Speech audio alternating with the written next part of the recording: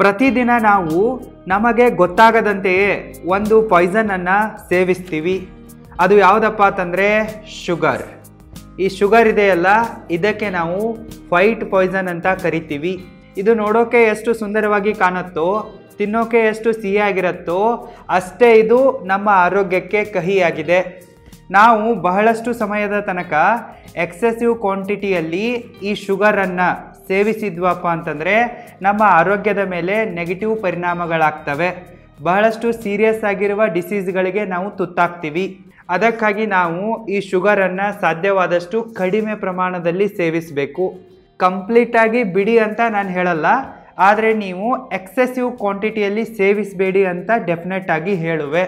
ನಾವು ಪ್ರತಿದಿನ ಡೈರೆಕ್ಟಾಗಿ ಆಯಿತು ಇಂಡೈರೆಕ್ಟಾಗಿ ಆಯಿತು ಬಹಳಷ್ಟು ಶುಗರನ್ನು ಸೇವಿಸ್ತೀವಿ. ಚಹಾ ಆಗಿರಬಹುದು, ಕಾಫಿ ಆಗಿರಬಹುದು, ಅಥವಾ ಸ್ವೀಟ್ ಡ್ರಿಂಕ್ಸ್ಗಳಾಗಿರಬಹುದು, ಇಲ್ಲವೇ ಪ್ರೊಸೆಸ್ಡ್ ಫುಡ್ಸ್ಗಳಾಗಿರಬಹುದು, ಎಲ್ಲದರಲ್ಲೂ ಕೂಡ ಶುಗರ್ ಅವಶ್ಯಕತೆಗಿಂತ ಜಾಸ್ತಿ ಇರುತ್ತೆ. ಈ ಶುಗರ್ ಜಾಸ್ತಿ ಆಯ್ತಪ್ಪ ಅಂತಂದರೆ ಇದು ನಮ್ಮನ್ನು ಸ್ಲೋವಾಗಿ ಸಾಯಿಸುತ್ತೆ. ಒಮ್ಮಿಂದೊಮ್ಮೆಲೆ ಸಾಯಿಸಲ್ಲ, ಆದರೆ ಸೈಲೆಂಟಾಗಿ ಸಾಯಿಸ್ತಾ ಇರುತ್ತೆ. ಅದಕ್ಕಾಗಿ ನಾವು ಈ ಶುಗರನ್ನು ಸಾಧ್ಯವಾದಷ್ಟು ಕಡಿಮೆ ಪ್ರಮಾಣದಲ್ಲಿ ಸೇವಿಸಬೇಕು. ಇಲ್ಲವೇ ಶುಗರ್ಗೆ ಅಲ್ಟರ್ನೇಟಿವ್ ಆಗಿರುವ ಬೆಲ್ಲದಂತಹ ಪದಾರ್ಥಗಳನ್ನು ಇಲ್ಲವೇ ನ್ಯಾಚುರಲ್ ಫ್ರೂಟ್ಸ್ಗಳನ್ನು ನಾವು ಜಾಸ್ತಿ ಸೇವಿಸಬೇಕು. ಮೊದಲು ನಾವು ಈ ಶುಗರ್ಗೆ ಯಾಕೆ ವೈಟ್ ಪಾಯ್ಸನ್ ಅಂತಾರೆ ಅನ್ನೋದನ್ನು ತಿಳಿದುಕೊಳ್ಳೋಣ. ಅದಾದ ನಂತರ ನಾವು 30 ದಿನಗಳ ತನಕ ಈ ಶುಗರನ್ನು ಬಿಟ್ಟರೆ ಎಷ್ಟೆಲ್ಲ ಹೆಲ್ತ್ ಬೆನಿಫಿಟ್ಸ್ಗಳಾಗ್ತವೆ ಅನ್ನೋದರ ಮೇಲೂ ಡಿಸ್ಕಸ್ ಮಾಡೋಣ. ಈ ಕಾರಣಗಳಿಂದಾಗಿ ಶುಗರ್ಗೆ ವೈಟ್ ಪಾಯ್ಸನ್ ಅಂತ ಕರೀತಾರೆ. Reason number 1, sugar has empty calories. ಈ ಶುಗರ್ ಇರುತ್ತಲ್ಲ, ಇದನ್ನು ಸಿಕ್ಕಾಪಟ್ಟೆ ರಿಫೈನ್ ಮಾಡಿರ್ತಾರೆ. ಇದನ್ನು ಪ್ರೊಸೆಸ್ ಮಾಡಿಬಿಟ್ಟು ಈ ರೀತಿ ಒಳ್ಳೆ ಕ್ವಾಲಿಟಿಯಲ್ಲಿ ಸುಂದರವಾಗಿ ಕಾಣಿಸೋ ಥರ ಕೊಡೋವಷ್ಟರಲ್ಲಿ ಇದು ಬಹಳಷ್ಟು ಸರ್ತಿ ರಿಫೈನ್ ಆಗುತ್ತೆ. ಈ ಪ್ರೊಸೆಸಿಂಗಲ್ಲೇ ಇದರಲ್ಲಿರುವ ಎಲ್ಲ ನ್ಯೂಟ್ರಿಯೆಂಟ್ಸ್ಗಳು, ವಿಟಾಮಿನ್ಸ್ಗಳು, ಮಿನರಲ್ಸ್ಗಳು ಮತ್ತು ಫೈಬರ್ ಕಂಪ್ಲೀಟಾಗಿ ನಷ್ಟವಾಗಿ ಹೋಗುತ್ತೆ. ಕೊನೆಗೇನು ಉಳಿಯುತ್ತೆ? ಬರೀ ಸುಕ್ರೋಸ್ ಉಳಿಯುತ್ತೆ, ಅಂದರೆ ಕಾರ್ಬೋಹೈಡ್ರೇಟ್ ಉಳಿಯುತ್ತೆ. ಮತ್ತು ಇದರಲ್ಲಿ ಯಾವುದೇ ಥರನಾದ ಕ್ಯಾಲರಿಗಳಿರಲ್ಲ. ನಾವು ಸಕ್ಕರೆಯನ್ನು ಸೇವಿಸಿದ ನಂತರ ಇನ್ಸ್ಟಂಟಾಗಿ ನಮ್ಮ ಬಾಡಿಯಲ್ಲಿ ಎನರ್ಜಿ ಬರುತ್ತೆ.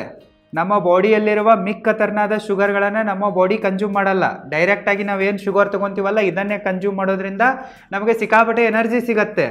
ಆದರೆ ಅದರಿಂದ ಏನೂ ಬೆನಿಫಿಟ್ ಆಗಲ್ಲ. ಅದರಲ್ಲಿ ಯಾವುದೇ ಥರನಾದ ಕ್ಯಾಲರಿ ಇರಲ್ಲ. ಸೊ ಅದರಲ್ಲಿ ವಿಟಾಮಿನ್ಸು ಇಲ್ಲ, ನ್ಯೂಟ್ರಿಯೆಂಟ್ಸು ಇಲ್ಲ, ಮಿನರಲ್ಸು ಇಲ್ಲ, ಫೈಬರು ಇಲ್ಲ. ಬರೀ ಎನರ್ಜಿ ತೊಗೊಂಡು ಏನು ಮಾಡೋದಿದೆ? ನಾವು ಹೆಲ್ದಿಯಾಗಿರ್ಬೇಕಂತಂದರೆ ಬ್ಯಾಲೆನ್ಸ್ಡ್ ಆಗಿರುವ ಡಯಟನ್ನು ಸೇವಿಸಬೇಕು. ಅಂದರೆ ಸಮತೋಲನವಾದ ಆಹಾರ ಇರಬೇಕು, ಅದರಲ್ಲಿ ಎಲ್ಲವೂ ಕೂಡ ನಮಗೆ ಪೌಷ್ಟಿಕಾಂಶಗಳು ಸಿಗಬೇಕು. ಆದರೆ ಬರೀ ಸಕ್ಕರೆಯಿಂದ ಅದು ಸಿಗಲ್ಲ. ಹೀಗಾಗಿ ಇದಕ್ಕೆ ಒಂಥರ ವೈಟ್ ಪಾಯ್ಸನ್ ಅಂತಾರೆ, ಸ್ಲೋ ಪಾಯ್ಸನ್ ಅಂತ ಕರೀತಾರೆ. Reason number 2, sugar is addictive in nature. ಈ ಶುಗರ್ ಇದೆಯಲ್ಲ, ಒಂಥರ ಇದು ಡ್ರಗ್ ಆಗಿದೆ.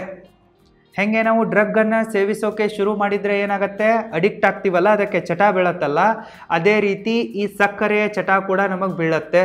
ಯಾವಾಗ ನಾವು ಸಕ್ಕರೆಯನ್ನು ಸೇವಿಸ್ತೀವೋ ಇದು ನಮ್ಮ ಬ್ರೈನ್ನ ರಿವಾರ್ಡ್ ಸಿಸ್ಟಮ್ನ ಮೇಲೆ ಅಫೆಕ್ಟ್ ಮಾಡುತ್ತೆ ಮತ್ತು ಡೊಪಮಿನನ್ನು ರಿಲೀಸ್ ಮಾಡೋಕ್ಕೆ ಪ್ರೊವೋಕ್ ಮಾಡುತ್ತೆ. ಅಂದರೆ ನಾವು ಪ್ರತಿ ಸಲ ಸಕ್ಕರೆಯನ್ನು ಸೇವಿಸಿದಾಗ ನಮ್ಮ ಮೈಂಡಿಂದ ಡೊಪಮಿನ್ ರಿಲೀಸ್ ಆಗತ್ತೆ. ಸೊ ಇದರಿಂದ ನಾವೇನಾಗ್ತೀವಿ? ಈ ಸಕ್ಕರೆಗೆ ಅಡಿಕ್ಟ್ ಆಗ್ತೀವಿ. ಈಗ ಹೆಂಗೆ ಆಲ್ಕೋಹಾಲನ್ನು ಕುಡಿಯುವ ಕುಡುಕರು ಇರ್ತಾರಲ್ಲ, ಒಂದಿನ ಅವರಿಗೆ ಆಲ್ಕೋಹಾಲ್ ಸಿಗಲಿಲ್ಲಪ್ಪ ಅಂತಂದರೆ ಅವ್ರು ಸತ್ತೋಗೋ ರೀತಿ ಮಾಡ್ತಾ ಇರ್ತಾರೆ, ಅವರಿಗೆ ನೆಮ್ಮದಿನೇ ಇರಲ್ಲ. ಅದೇ ರೀತಿ ಯಾರು ಜಾಸ್ತಿ ಶುಗರನ್ನು ಸೇವಿಸ್ತಾರಲ್ಲ ಅವರಿಗೆ ಒಂದಿನ ಶುಗರ್ ಸಿಗಲಿಲ್ಲಪ್ಪ ಅಂತಂದರೆ ಅವರು ಕೂಡ ಒದ್ದಾಡ್ಬಿಡ್ತಾರೆ, ಸತ್ತೋಗೋ ಥರ ಮಾಡ್ತಾರೆ. ಇನ್ನು ಯಾರು ಈ ಟೀಗೆ ಅಡಿಕ್ಟ್ ಆಗಿರ್ತಾರಲ್ಲ, ಚಹಾ ಕುಡಿಯೋರು, ಇವರು ಒಂಥರ ಕುಡುಕರಿದ್ದಂತೆ. ಇವರಿಗೆ ಟೈಮ್ ಟು ಟೈಮ್ ಚಹಾ ಸಿಗಲಿಲ್ಲಪ್ಪ ಅಂತಂದರೆ ಇವರ ಮೂಡ್ ಔಟ್ ಆಗುತ್ತೆ. ಇವರು ಇರಿಟೇಟ್ ಆದಂತೆ ಫೀಲ್ ಮಾಡ್ತಾರೆ, ಸಿಡಿಮಿಡಿ ಮಾಡ್ತಾರೆ, ಫಟಿಗ್ ಫೀಲ್ ಮಾಡ್ತಾರೆ. ಅಂತಂದರೆ ಅಷ್ಟು ಈ ಶುಗರ್ ನಿಮಗೆ ಅಡಿಕ್ಟ್ ಆಗಿಬಿಡತ್ತೆ. ಅದಕ್ಕಾಗಿ ನೀವು ಇದರ ಅಡಿಕ್ಷನನ್ನು ಹಚ್ಕೋಬಾರ್ದು. Reason number 3, sugar is the major contributor to many chronic diseases. ಈ ಶುಗರ್ ಇದೆಯಲ್ಲ, ಬಹಳಷ್ಟು ಕ್ರೋನಿಕ್ ಡಿಸೀಸಸ್ಗಳಿಗೆ ಡೈರೆಕ್ಟ್ ಕಾಂಟ್ರಿಬ್ಯೂಟರ್ ಆಗಿದೆ. ಉದಾಹರಣೆಗಾಗಿ ಹೇಳಬೇಕಪ್ಪ ಅಂತಂದರೆ ಒಬೆಸಿಟಿ, ನಿಮ್ಮ ತೂಕ ಹೆಚ್ಚಾಗೋಕ್ಕೂ ಕೂಡ ಈ ಸಕ್ಕರೆ ಡೈರೆಕ್ಟ್ ಕಾಂಟ್ರಿಬ್ಯೂಟರ್ ಆಗಿದೆ. ಟೈಪ್ 2 ಡಯಾಬಿಟಿಸನ್ನು ಇದು ನಿಮಗೆ ತರುತ್ತೆ. ಹಾರ್ಟ್ ಡಿಸೀಸ್ಗೂ ಕೂಡ ಇದು ಕಾರಣ ಆಗುತ್ತೆ. ಇನ್ನು ನಾನ್ ಆಲ್ಕೋಹಾಲಿಕ್ ಫ್ಯಾಟಿ ಲಿವರ್ಗೂ ಕೂಡ ಈ ಸಕ್ಕರೆ ಕಾರಣ ಆಗುತ್ತೆ. ಯಾಕಂದರೆ ಈ ಶುಗರ್ ಇದೆಯಲ್ಲ, ಇದು ನಿಮ್ಮ ಬಾಡಿಯಲ್ಲಿ ಫ್ಯಾಟನ್ನು ಜಾಸ್ತಿ ಸ್ಟೋರ್ ಮಾಡೋಕ್ಕೆ ಕಾಂಟ್ರಿಬ್ಯೂಟ್ ಮಾಡುತ್ತೆ. ಮತ್ತು ನಿಮ್ಮ ಹಲ್ಲುಗಳು ಸವಿಯೋಕೆ, ಹಲ್ಲುಗಳು ಬೇಗನೆ ಹುಳ ತಿನ್ನೋಕ್ಕೂ ಕೂಡ ಈ ಸಕ್ಕರೆ ಕಾರಣ ಆಗುತ್ತೆ.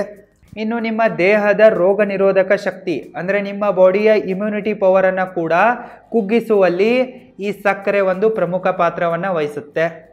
ಈ ಸಕ್ಕರೆಯಿಂದ ಲಾಭಗಳಾಗೋದಕ್ಕಿಂತ ಜಾಸ್ತಿ ನಷ್ಟಗಳೇ ಇವೆ.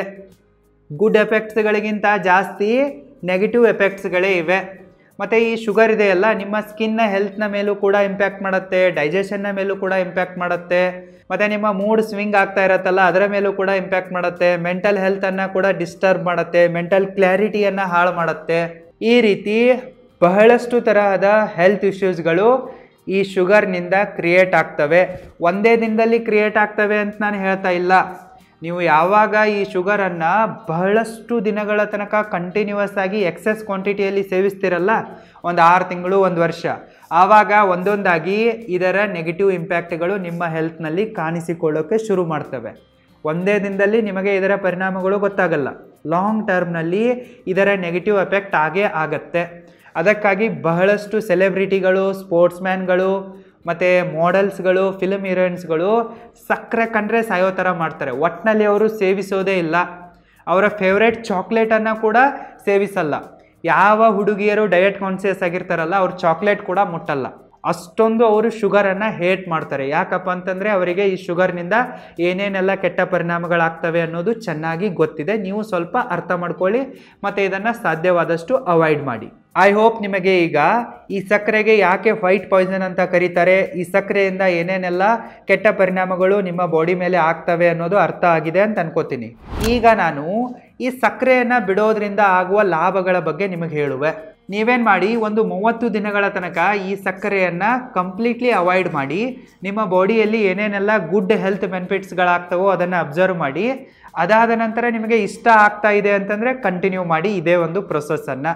ಯಾವಾಗ ನೀವು ಸಡನ್ನಾಗಿ ಸಕ್ಕರೆಯನ್ನು ಬಿಡ್ತಿರೋ, ಇದನ್ನು ಸೇವಿಸೋದನ್ನು ಕಂಪ್ಲೀಟಾಗಿ ಸ್ಟಾಪ್ ಮಾಡ್ತಿರೋ, ಆವಾಗ ಇನಿಷಿಯಲ್ ಡೇಸ್ಗಳಲ್ಲಿ ಅಂದರೆ 3 ರಿಂದ 7 ದಿನಗಳಲ್ಲಿ ಅಂದರೆ ಮೊದಲ ವಾರ ನಿಮಗೆ ಸಿಕ್ಕಾಪಟ್ಟೆ ಕ್ರೇವಿಂಗ್ ಆಗುತ್ತೆ. ನೀವು ಮುಂಚೆ ಸಕ್ಕರೆಗೆ ಅಡಿಕ್ಟ್ ಆಗಿರ್ತೀರ, ಸಿಕ್ಕಾಪಟ್ಟೆ ತಿಂತಾ ಇರ್ತೀರ. ಸಡನ್ಲಿ ಇದನ್ನು ತಿನ್ನೋದನ್ನು ನಿಲ್ಲಿಸೋದ್ರಿಂದ ನಿಮ್ಮ ಬಾಡಿಯಲ್ಲಿ ಏನಾಗುತ್ತೆ, ಕ್ರೇವಿಂಗ್ ಶುರುವಾಗತ್ತೆ.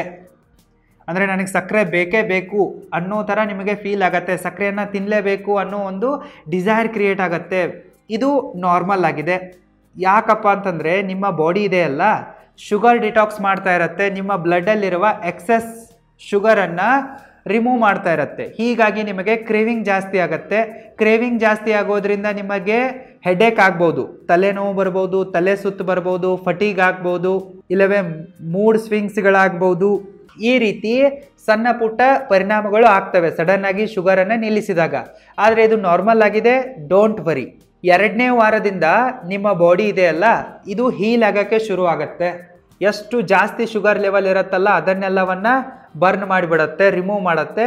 ಮತ್ತು ಬಾಡಿಯಲ್ಲಿರುವ ಮಿಕ್ಕ ಗುಡ್ ಶುಗರನ್ನು ಕೂಡ ಕನ್ಸ್ಯೂಮ್ ಮಾಡೋಕ್ಕೆ ಶುರು ಮಾಡುತ್ತೆ. ಡೈರೆಕ್ಟ್ ಸಕ್ಕರೆ ಸಿಗ್ತಾ ಇರುವಾಗ ನಮ್ಮ ಬಾಡಿ ಏನು ಮಾಡುತ್ತೆ, ಮಿಕ್ಕ ಗುಡ್ ಶುಗರ್ ಲೆವೆಲ್ನ ಕಡೆಗೆ, ಗುಡ್ ಫ್ಯಾಟ್ನ ಬಗ್ಗೆ ಯೋಚನೆನೇ ಮಾಡೋದಿಲ್ಲ. ಆದರೆ ನೀವು ಯಾವಾಗ ಸಕ್ಕರೆಯನ್ನು ನಿಲ್ಲಿಸ್ತಿರಲ್ಲ ಆವಾಗ ನಿಮ್ಮಲ್ಲಿ ಗುಡ್ ಫ್ಯಾಟ್ ಕೂಡ ಬರ್ನ್ ಆಗುತ್ತೆ, ಬ್ಯಾಡ್ ಫ್ಯಾಟ್ ಕೂಡ ಬರ್ನ್ ಆಗೋಕ್ಕೆ ಸ್ಟಾರ್ಟ್ ಆಗುತ್ತೆ. ಮಿಕ್ಕ ಶುಗರ್ನ ಫಾರ್ಮ್ಗಳನ್ನು ಕೂಡ ಬಾಡಿ ಕನ್ಸ್ಯೂಮ್ ಮಾಡೋಕ್ಕೆ ಶುರು ಮಾಡುತ್ತೆ. 2ನೇ ವಾರದಿಂದ ನಿಮ್ಮ ಬಾಡಿ ಹೀಲ್ ಆಗೋಕ್ಕೆ ಶುರುವಾಗುತ್ತೆ. ಆವಾಗ ನಿಮಗೆ ಒಂದೊಂದಾಗಿಯೇ ಹೆಲ್ತ್ ಬೆನಿಫಿಟ್ಸ್ಗಳು ಕಾಣೋಕ್ಕೆ ಶುರು ಆಗ್ತವೆ. ಉದಾಹರಣೆಗಾಗಿ ಹೇಳಬೇಕಪ್ಪ ಅಂತಂದರೆ, ನಂಬರ್ 1, ಯಾವಾಗ ನೀವು ಶುಗರನ್ನು ಅವಾಯ್ಡ್ ಮಾಡ್ತಿರಲ್ಲ ಆವಾಗ ನಿಮ್ಮ ಮೆಂಟಲ್ ಕ್ಲಾರಿಟಿ ಇಂಪ್ರೂವ್ ಆಗೋಕ್ಕೆ ಶುರುವಾಗುತ್ತೆ. ನಿಮ್ಮ ಬ್ಲಡ್ನಲ್ಲಿ ಸ್ಟೇಬಲ್ ಶುಗರ್ ಲೆವೆಲ್ ಇತ್ತಪ್ಪ ಅಂತಂದರೆ ಆಟೋಮೆಟಿಕ್ಕಾಗಿ ನಿಮ್ಮ ಮೈಂಡ್ ಕೂಡ ಸ್ಟೇಬಲ್ ಆಗಿರುತ್ತೆ. ಇದರಿಂದ ನಿಮಗೆ ಬ್ರೈನ್ ಫಾಗ್ ಆಗಲ್ಲ, ಕಾರಣವಿಲ್ಲದೆ ಇರಿಟೇಷನ್ ಆಗಲ್ಲ, ಕೋಪ ಬರಲ್ಲ, ಸಿಡಿಮಿಡಿತನ ಆಗಲ್ಲ, ಎಂಜೈಟಿ ಕೂಡ ಆಗಲ್ಲ. ನಿಮ್ಮ ಮೂಡ್ ಇರುತ್ತಲ್ಲ ಫುಲ್ಲಿ ಹ್ಯಾಪಿ ಆಗಿರುತ್ತೆ ಮತ್ತು ಕೂಲ್ ಆಗಿರುತ್ತೆ, ಕಾಮ್ ಆಗಿರ್ತೀರ ನೀವು. Benefit number 2, better sleep quality. ಶುಗರನ್ನು ಅವಾಯ್ಡ್ ಮಾಡೋದ್ರಿಂದ ನಿಮ್ಮ ಸ್ಲೀಪ್ನ ಕ್ವಾಲಿಟಿ ಇರುತ್ತಲ್ಲ ಇದು ಇಂಪ್ರೂವ್ ಆಗುತ್ತೆ. ಬಹಳಷ್ಟು ಜನರಿಗೆ ರಾತ್ರಿ ನಿದ್ದೆನೇ ಬರ್ತಾ ಇರಲ್ಲ. ಇದಕ್ಕೆ ಬೇರೆ ಬೇರೆ ಕಾರಣಗಳು ಕೂಡ ಇವೆ. ಇದಕ್ಕೆ ಈ ಸಕ್ಕರೆಯ ಪ್ರಮಾಣ ಜಾಸ್ತಿ ಆಗೋದು ಕೂಡ ಒಂದು ಕಾರಣ ಆಗುತ್ತೆ. ಯಾವಾಗ ನೀವು ಶುಗರನ್ನು ಬಿಡ್ತಿರಲ್ಲ ಆವಾಗ ನಿಮಗೆ ರಾತ್ರಿ ಹಾಸಿಗೆಯ ಮೇಲೆ ಬೀಳ್ತಾ ಇದ್ದಂತೆ ಆಟೋಮೆಟಿಕ್ಕಾಗಿ ನಿದ್ದೆ ಬಂದ್ಬಿಡುತ್ತೆ. ನಿಮಗೆ ಗೊತ್ತೇ ಆಗಲ್ಲ ಹೆಂಗೆ ನಿದ್ದೆ ಬರುತ್ತೆ ಅಂತೇಳಿ. ಮತ್ತು ನಿಮಗೆ ಚೆನ್ನಾಗಿ ನಿದ್ದೆ ಬರೋದ್ರಿಂದ ಬೇಗನೆ ಬೆಳಿಗ್ಗೆನೇ ನೀವು ಎದ್ದೇಳ್ತೀರಾ. Number 3, weight loss.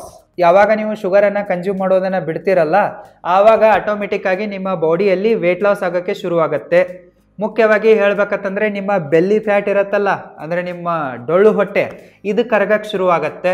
Excess sugar ಫ್ಯಾಟ್ನ ರೂಪದಲ್ಲಿ ನಿಮ್ಮ ಬಾಡಿಯಲ್ಲಿ ಸ್ಟೋರ್ ಆಗಿರುತ್ತೆ. ಸೊ ಅದನ್ನು ಬಾಡಿ ಏನು ಮಾಡೋಕ್ಕೆ ಶುರು ಮಾಡುತ್ತಪ್ಪ ಅಂದರೆ ಬರ್ನ್ ಮಾಡೋಕ್ಕೆ ಶುರುವಾಗುತ್ತೆ. ಇದರಿಂದ ನಿಮ್ಮ ಬೆಲ್ಲಿ ಫ್ಯಾಟ್ ಕೂಡ ಇಳಿಯುತ್ತೆ ಮತ್ತು ನಿಮ್ಮ ವೆಯ್ಟ್ ಲಾಸ್ ಕೂಡ ಆಗುತ್ತೆ. Number 4, taste buds ರಿಸೆಟ್ಸ್.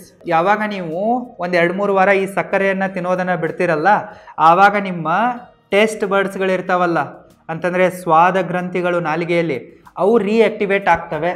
ಮುಂಚೆ ನೀವು ಸಕ್ಕರೆ ತಿಂತಾ ಇರ್ತೀರಲ್ಲ, ಆವಾಗ ನಿಮಗೆ ಬೇರೆ ಫ್ರೂಟ್ಸ್ಗಳನ್ನು ತಿಂದಾಗ ಏನೂ ಫೀಲೇ ಆಗ್ತಾ ಇರಲ್ಲ, ಚೆನ್ನಾಗತ್ತಾ ಇರಲ್ಲ, ಒಗರು ಹತ್ತಾ ಇರ್ತವೆ ಬೇರೆ ನ್ಯಾಚುರಲ್ ಸ್ವೀಟ್ ಫ್ರೂಟ್ಸ್ಗಳು ಕೂಡ.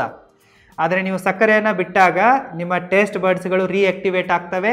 ಇದರಿಂದ ನಿಮಗೆ ನ್ಯಾಚುರಲ್ ಶುಗರ್ ಎಲ್ಲೆಲ್ಲಿರ್ತಾವಲ್ಲ, ಯಾವ್ಯಾವ ನ್ಯಾಚುರಲ್ ಸ್ವೀಟ್ ಫ್ರೂಟ್ಸ್ಗಳಿರ್ತಾವಲ್ಲ, ಇವುಗಳನ್ನು ತಿಂದಾಗ ಅಮೇಜಿಂಗ್ ಫೀಲ್ ಆಗುತ್ತೆ, ಟೇಸ್ಟಿ ಫೀಲ್ ಆಗುತ್ತೆ.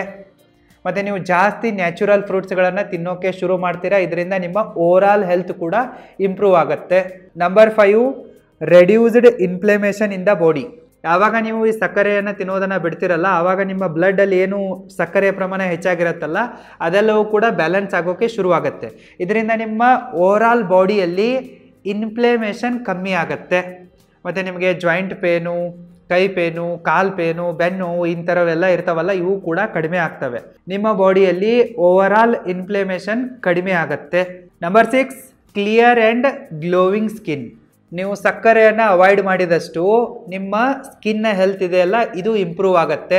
ನಿಮಗೆ ಸ್ಕಿನ್ ಡಿಸೀಸಸ್ಗಳು ಕೂಡ ಕಡಿಮೆ ಬರ್ತವೆ. ಯಾಕಂದರೆ ಸಕ್ಕರೆ ಬಿಟ್ಟಾಗ ನಿಮ್ಮ ಇಮ್ಯೂನಿ ಸಿಸ್ಟಮ್ ಇರುತ್ತಲ್ಲ, ಇದು ಸ್ಟ್ರಾಂಗ್ ಆಗುತ್ತೆ, ಪವರ್ಫುಲ್ ಆಗುತ್ತೆ. ಮತ್ತು ನಿಮ್ಮ ಸ್ಕಿನ್ನು ಡ್ರೈ ಆಗಿ ಕಾಣಿಸೋದು, ಮತ್ತು ಅಲ್ಲಿ ಡಾರ್ಕ್ ಸ್ಪಾಟ್ಗಳು ಬೀಳೋದು, ಜಾಸ್ತಿ ಪಿಂಪಲ್ಸ್ಗಳಾಗೋದು, ಈ ರೀತಿಯಾಗಿ ಏನೇನೆಲ್ಲ ಆಗ್ತಾ ಇರ್ತಾವಲ್ಲ, ಇವೆಲ್ಲವೂ ಕೂಡ ಕಡಿಮೆ ಆಗ್ತವೆ. ಮತ್ತು ಸ್ಟೆಪ್ ಬೈ ಸ್ಟೆಪ್ ನಿಮ್ಮ ಸ್ಕಿನ್ ಇದೆಯಲ್ಲ, ಇದು ಕ್ಲಿಯರ್ ಆಗಿ ಕಾಣಿಸೋಕ್ಕೆ ಶುರುವಾಗುತ್ತೆ ಮತ್ತು ಗ್ಲೋ ಆಗುತ್ತೆ, ಹೊಳೆಯೋಕ್ಕೆ ಶುರುವಾಗುತ್ತೆ. ಅದಕ್ಕಾಗಿಯೇ ಮಾಡೆಲ್ಸ್ಗಳು, ಹೀರೋಯಿನ್ಸ್ಗಳು ಮತ್ತು ಹೆಲ್ತ್ ಕಾನ್ಷಿಯಸ್ ಆಗಿರುವ ಹುಡುಗಿಯರು ಸಕ್ಕರೆಯನ್ನು ಹೇಟ್ ಮಾಡ್ತಾರೆ, ಮುಟ್ಟಕ್ಕೆ ಹೋಗಲ್ಲ. Number 7, dental health improves.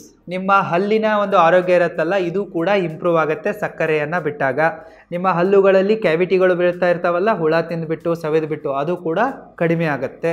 ನೀವು ಯಾವಾಗ 30 ದಿನಗಳ ತನಕ ಈ ಫೈಟ್ ಪಾಯ್ಸನ್ ಆದ ಸಕ್ಕರೆಯನ್ನು ಬಿಡ್ತಿರೋ, ಕಂಪ್ಲೀಟ್ಲಿ ಅವಾಯ್ಡ್ ಮಾಡ್ತಿರೋ, ಆವಾಗ ನಿಮಗೆ ಇಷ್ಟೆಲ್ಲ ಹೆಲ್ತ್ ಬೆನಿಫಿಟ್ಸ್ಗಳು ಸಿಗ್ತವೆ. ನಾನು ನಿಮಗೆ ಸಕ್ಕರೆಯನ್ನು ಕಂಪ್ಲೀಟಾಗಿ ಬಿಡೋಕ್ಕೆ ಹೇಳ್ತಾ ಇಲ್ಲ, ಸಾವಕಾಶವಾಗಿ ಇದರ ಎಕ್ಸೆಸಿವ್ ಪ್ರಮಾಣವನ್ನು ಕಡಿಮೆ ಮಾಡಿ, ಕಡಿಮೆ ಕನ್ಸ್ಯೂಮ್ ಮಾಡ್ತಾ ಹೋಗಿ. ಮತ್ತು ಈ ಶುಗರ್ನ ಬದಲಾಗಿ ನೀವು ಬೆಲ್ಲವನ್ನು ಸೇವಿಸೋಕ್ಕೆ ಶುರು ಮಾಡಿ. ಮತ್ತು ನಿಮಗೆ ನ್ಯಾಚುರಲ್ ಫ್ರೂಟ್ಸ್ಗಳಲ್ಲೂ ಕೂಡ ಸಕ್ಕರೆ ಸಿಗ್ತಾ ಇರುತ್ತೆ, ಅದನ್ನು ಸೇವಿಸಿ. ಈ ರೀತಿ ನೀವು ಬ್ಯಾಡ್ ಶುಗರನ್ನು ಗುಡ್ ಶುಗರಿಂದ ರಿಪ್ಲೇಸ್ ಮಾಡಿ, ಮತ್ತು ಹ್ಯಾಪಿಯಾಗಿರಿ, ಹೆಲ್ದಿಯಾಗಿರಿ, ಮತ್ತು ಬ್ಯೂಟಿಫುಲ್ಲಾಗಿ ಕಾಣಿಸ್ಕೊಳ್ಳಿ. ಒಂದು ವೇಳೆ ನಿಮಗೇನಾದರೂ ನಮ್ಮ ಆನ್ಲೈನ್ ಯೂಟ್ಯೂಬ್ ಕ್ರಿಯೇಟರ್ ಕೋರ್ಸಿಗೆ, ಮೊಬೈಲ್ ವಿಡಿಯೋ ಎಡಿಟಿಂಗ್ ಕೋರ್ಸಿಗೆ, ಪ್ರೊಫೆಷ್ನಲ್ ವಿಡಿಯೋ ಎಡಿಟಿಂಗ್ ಕೋರ್ಸಿಗೆ, ಸ್ಮಾರ್ಟ್ಫೋನ್ ಫಿಲಮ್ ಮೇಕಿಂಗ್ ಕೋರ್ಸಿಗೆ, ಟೈಮ್ ಮ್ಯಾನೇಜ್ಮೆಂಟ್ ಕೋರ್ಸಿಗೆ, ಲಾಗಿಂಗ್ ಕೋರ್ಸಿಗೆ ಜಾಯಿನ್ ಆಗುವಲ್ಲಿ ಇಂಟ್ರೆಸ್ಟ್ ಇದ್ದರೆ ಈಗಲೇ ಈ ವಿಡಿಯೋದ ಡಿಸ್ಕ್ರಿಪ್ಷನ್ ಬಾಕ್ಸಲ್ಲಿ ಕೊಟ್ಟಿರುವ ಲಿಂಕ್ ಮೇಲೆ ಕ್ಲಿಕ್ ಮಾಡಿ, ಇಲ್ಲವೇ roaringfilmschool.comಗೆ ವಿಸಿಟ್ ಮಾಡಿ. ಕೋರ್ಸಲ್ಲಿ ಮತ್ತೆ ಸಿಗುವೆ. All the very best. Thank you so much.